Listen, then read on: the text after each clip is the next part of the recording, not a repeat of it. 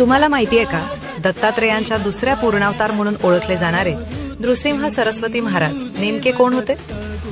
इसास 1378 मध्ये वाशिम जिल्ह्यातील कारंजा लाड येथे अंबा भवानी आणि माधव यांच्या पोटी एक दिव्य बालक जन्माला आले. जन्मतःच त्या बालकाने ओम असा उच्चार केला आणि 7 संपूर्ण वर्ष एकही सामान्य शब्द न बोलता केवळ मौनाचा तप केला. या चमत्कारामुळे संपूर्ण गावात त्यांची महती पसरली. 7व्या वर्षी त्यांनीच आपल्या मातापित्यांना सांगितले, माझे उपनयन करा.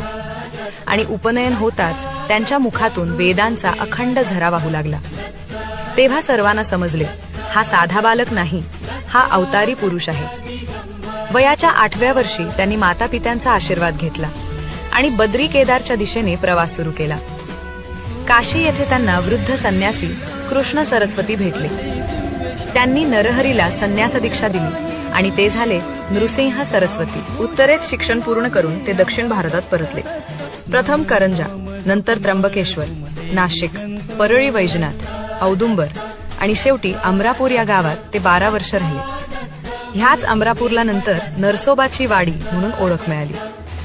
यानंतर ते गाणगापूर येथे 24 वर्ष विहार करत राहिले. त्या काळात बेदरचा बादशहा अल्लाउद्दीनही त्यांची पूजा करण्यासाठी आला होता. नृसिंह सरस्वतींनी श्रीपाद श्रीवल्लभांचे कार्य पुढे नेले. दत्तभक्तीचा प्रसार केला